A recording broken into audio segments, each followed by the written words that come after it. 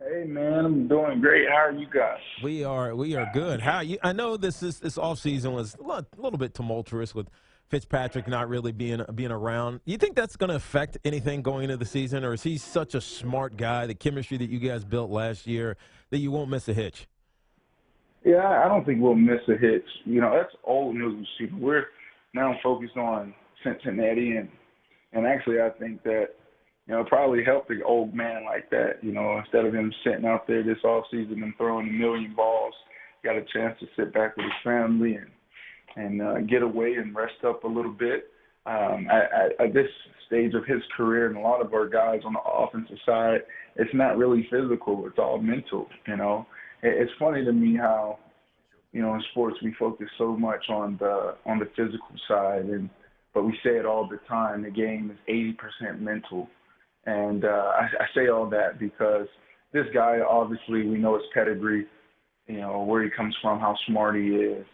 Um, so for him, he wins in a classroom, and we're all caught up and we're ready to roll. I think where we're at right now is 5, 10 steps ahead of where we were last year at this point.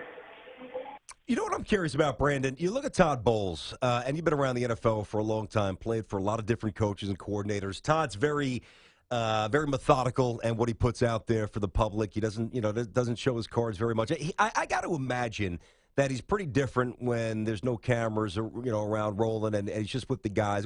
What have you seen from Coach Bowles from year one, which was pretty good, as we said, with 10 wins this year? Does he seem a little different? Does he seem more advanced, or is he the same exact guy? No, first, he's the same guy in front of the cameras and off camera. Same exact guy, and Really? that's the soothing part and the most powerful part about his demeanor is like we know who we're going to get every single day, every single week. I guess the thing that people don't see is how competitive he is. Because his demeanor is so quiet and you can say he's an introvert maybe, but this guy is super competitive, and I think that's the thing that's really overlooked, and a lot of times you really don't know who a coach is, what he stands for, and another thing probably can get overlooked is how bright he is. I think he's one of the smartest coaches in all of football. He knows every aspect of the game. He's one of the hardest working guys. He's at the facility at 4 a.m. Not, getting up at 4 a.m. He's at the facility at 4 a.m. working. And, when you have a coach that approaches the game that way, it's a trickle down effect. So, Hmm. you'll see our team and those crucial moments, and during situational football, and those moments where you win a game, 2 minute, 4 minute offense, end of half, end of game, will be poised as well, and that helps in those moments. We're talking to Brandon Marshall of the Jets, who had just a phenomenal season last year, his first in New York. 109 catches, 1,500 yards, 14 touchdowns, and he's with us here on Tiki and Tierney, CBS Sports Radio tonight. Of course, he's doing his thing on the tube as well. You get Inside the NFL on Showtime, debuts 9 Eastern and 9 Pacific. Brandon, I'm thinking about this season and the expectations that are floating around this Jets squad. Obviously, I know Coach Bowles says the same thing that every coach has ever said starting the season. You got to win your division first. Take it in quarters and win your division. You play the Bills in week 2. Obviously, you start with Cincinnati. But is that excitement that's surrounding the Jets and the expectation? Are you feeling that in the locker room because of the vulnerability of the Patriots with Tom Brady out, because Miami is always Did I Miami and the lose you Bills? guys? You know what I mean? Yeah. Well, I've been in the league going on 11 years now, and every year that's the thing. Every team has hope at this point of the season. Everyone believes they can win the Super Bowl. I think that goes unspoken. Everyone knows their ultimate goal is to win the Super Bowl. Some teams believe it, some teams don't, and that's the difference. Um, but with us, we really don't talk about it. The only time it comes up is if we break it down in a huddle. The team's together in the middle of the field, and we say, let's go do something special, champs on three.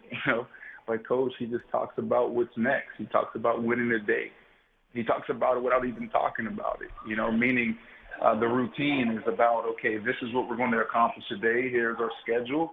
Let's go be the best that we can be. when guys are out of line or it's not up to par, he holds us accountable. Yeah. You know, one thing that worries me about the team, to be honest, because I know the receivers are outstanding. The secondary is phenomenal. Defensive line might be the best in football. My concern, Brandon, is that I don't know if you guys will run the ball as frequently or as consistently as you need to. That doesn't mean that I don't think that Matt Forte has juice. I do. It's more about the offensive line, which is getting a little bit old and is a little bit banged up right now. Will you guys be able to run the ball as much as you need to get to where you guys want to go? Oh, man, we're all old, man. Receivers are old. Quarterback is old. Offensive line is old. Running back's old. So, again, it's not about the physical part. It's about, do you know your assignment? Do you know your job? Can you do your job? And we believe we have the guys that can do their job no matter the age. Guys still playing at an extremely high level.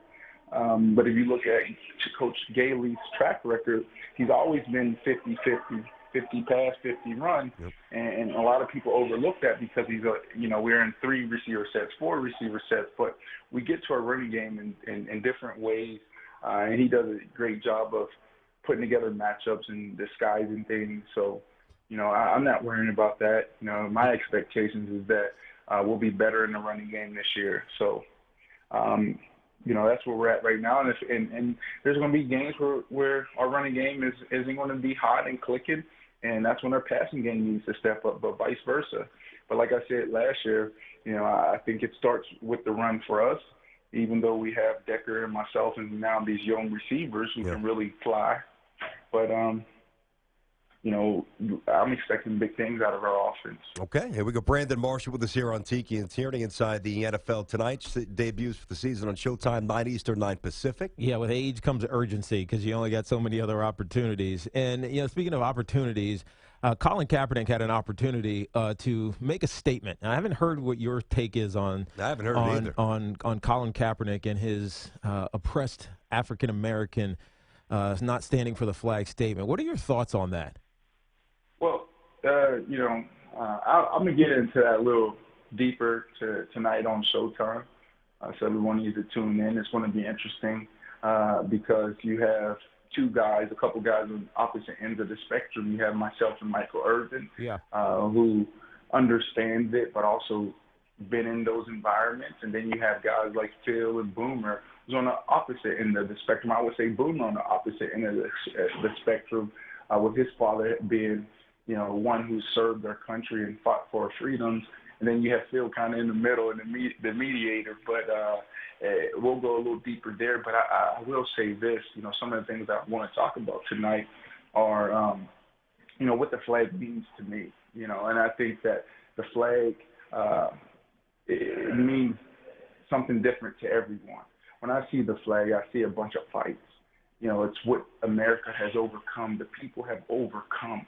Whether it's the civil rights movement back in the 40s, 50s, in the 1800s, sex trafficking, sex slavery, immigration law, women's rights. That flag means so much to so many different people, and it's not about one group. It's not about black. It's not about white.